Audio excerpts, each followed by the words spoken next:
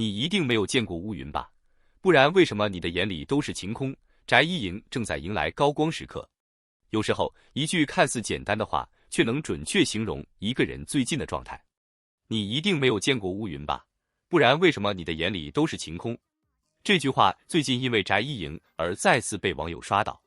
没有夸张的滤镜，没有复杂的修辞，只有一句温柔到让人心动的话，却刚好和翟一莹最近的状态撞在了一起。有人说，她正在成为2026年短剧圈最难忽视的女演员之一。而更有意思的是，当别人还在等待一部作品慢慢发酵的时候，翟一莹已经连续带着新剧冲进观众视线。尤其是这个8月，她的名字几乎一直出现在红国短剧的热搜和讨论里。那么问题来了，翟一莹到底凭什么让观众一次又一次记住她？答案可能并不是所谓的漂亮，真正让她越来越有辨识度的是她身上那种很特别的感觉。明明是在演短剧，却总能把人物身上的情绪演得很轻。一个眼神，一次停顿，一个微小的动作，甚至只是安静地站在那里，都能让观众感觉到角色背后藏着故事。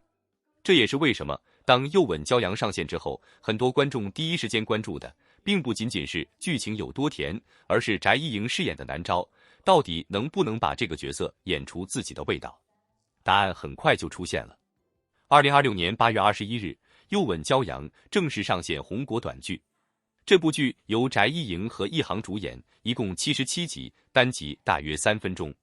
在正式开播之前，预约量就已经突破150万。这个数字意味着什么？意味着还没等南昭真正走进故事，已经有超过100万观众提前把目光放在了这个角色身上。而真正让人意外的是开播之后的表现。有媒体数据显示，又吻骄阳首日热度达到5687万，这不是一个普通的开局。对于一部短剧来说，能够在上线之后迅速形成讨论，本身就是一种市场信号。而翟一莹也再次站到了聚光灯下。但如果你以为这只是因为剧情够甜，那可能就低估了这一次的翟一莹。又吻骄阳里的南昭是一个看起来柔软，实际上非常有韧性的女孩。她寄人篱下，却没有彻底失去自己的光。多年之后，她重新遇见晋瑶，一个曾经默默喜欢了她12年的人。两个人重新生活在同一个屋檐下，嘴上说着克制和疏离，眼神里却藏不住那些没有说出口的在意。而这恰恰是这部剧最容易让观众上头的地方，不是轰轰烈烈的爱情，而是那些藏在生活细节里的温柔。比如一个眼神，比如一次默默的保护，又比如一个看起来再普通不过的荷包蛋。就是这样的细节让很多观众突然破防。因为真正让人心动的从来不是一句我爱你，而是我没有说爱你，但我一直记得你喜欢什么。我没有告诉你我在等你，但12年过去，我依然没有忘记。这样的情绪恰好也是翟一莹比较擅长的部分。她不是那种必须用非常夸张的表情告诉观众我很伤心的演员。很多时候她只是安静下来，然后让观众自己去感受角色的情绪。这种表演方式在短剧这个节奏极快的赛道里其实非常重要。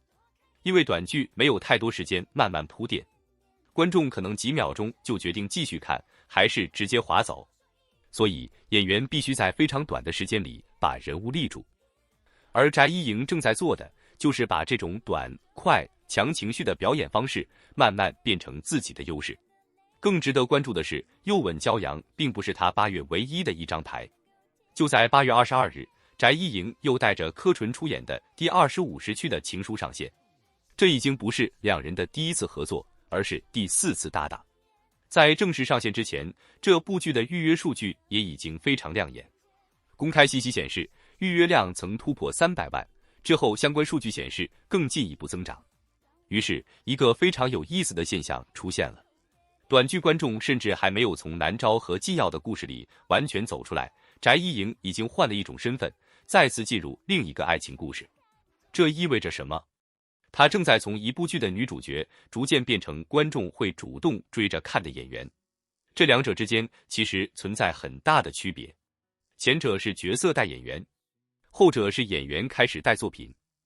而如果把时间线再拉长一点，你会发现翟一莹今年的工作节奏非常密集。8月底，她还有《盛夏热恋》即将上线，这部作品同样由她主演并搭档刘宇航。目前公开信息显示，《盛夏热恋》计划于8月29日在红果上线，预约量也已经达到150万。也就是说，短短一个8月，翟一莹就连续出现在多部作品中。又吻骄阳，第25时区的情书，盛夏热恋，不同男主，不同故事，不同人物关系，但有一点始终没有改变，那就是观众对于翟一莹的关注度。这其实才是最值得讨论的地方，因为短剧圈从来不缺漂亮女演员，也不缺霸总、先婚后爱、暗恋、重逢、救赎这些经典套路。真正稀缺的是一个演员能不能在这些高度相似的故事里让观众记住他。翟一莹现在正在面对的挑战就是这个。当一个演员的作品越来越多，观众会开始问，他还能不能演出不一样的感觉？他会不会被固定在某一种人设里？他是不是只能演甜宠女主？而这或许才是翟一莹下一阶段真正需要回答的问题。因为走红之后，真正困难的从来不是获得关注，而是留住关注。从目前的作品轨迹来看，他其实已经开始尝试突破。除了现代爱情短剧之外，他还有《柳叶刀女王》等作品以及其他类型项目。公开信息显示，《柳叶刀女王》目前已经进入预约阶段，翟一莹饰演沈清。这意味着他并没有完全停留在同一种甜宠模板里，他正在尝试更多人物、更多类型，也在寻找属于自己的下一条路。所以现在再回头看那句话，你一定没有见过乌云吧？不然为什么你的眼里都是晴空？他为什么会让人觉得特别适合翟一莹？或许不是因为他真的一直都在晴天里，恰恰相反，任何一个正在上升的演员都一定经历过无人关注、作品等待、数据起伏和外界质疑。所谓晴空，并不是从来没有乌云，而是见过乌云之后依然愿意抬头。翟一莹现在的状态可能就是这样，一部剧接着一部剧，一个角色接着一个角色，有人喜欢，有人质疑，有人期待，也有人还在观察，但他始终在向前走。而对于一个年轻演员来说，这或许比一时的热搜更加重要，因为热搜会过去，数据会变化，榜单也会重新洗牌，真正能够留下来的是观众记住你的那一瞬间。可能是南招递出的一个荷包蛋，可能是他看向纪要时没有说出口的那句话，也可能只是镜头里一个安静的眼神。当观众因为一个角色记住演员，又因为演员去期待下一部作品，这才是真正意义上的成长。所以翟一莹现在到底是不是短剧圈的下一位高人气女演员？也许现在下结论还太早，但至少有一点已经越来越明显，她正在从被看见走向被期待。而这两个词之间差的其实不是一个热搜，而是一部又一部作品。如果未来的翟一莹真的能够摆脱固定套路，继续拓宽角色边界，那么今天这个看似普通的8月，很可能只是她真正上升周期的开始。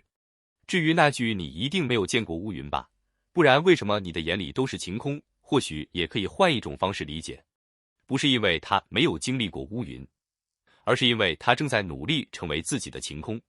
这一次你看好翟一莹吗？你最喜欢她的哪一个角色？是《又吻骄阳》里的南招，还是她和柯纯的再度搭档？